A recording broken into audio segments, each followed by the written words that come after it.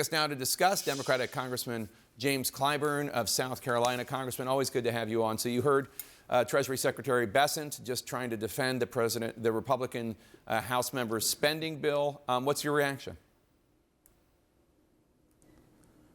Well, thank you very much for having me, Jack.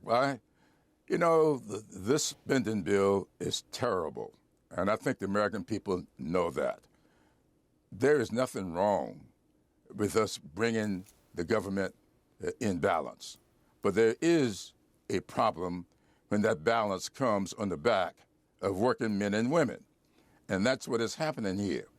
When you put forth a budget, asking for top lines just in energy commerce alone being somewhere around $860 million cut, that's a problem.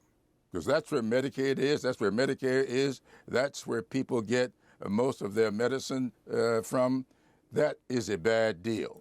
Mm-hmm. And so I think that when President Trump indicated that we ought to be raising taxes on the wealthy, he got our attention, but then he retreated from that almost immediately.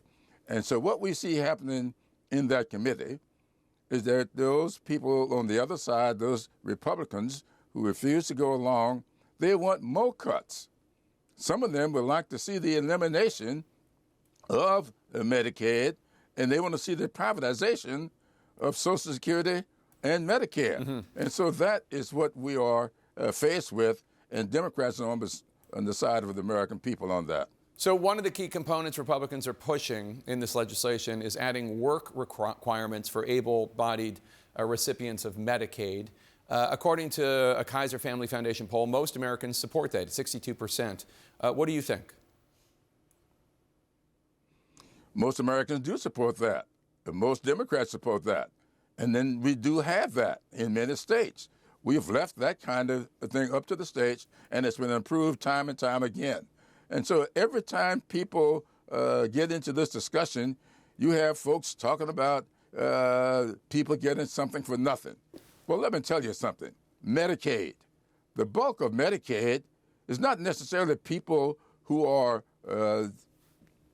unemployed, people who are disabled, people who need nursing home care.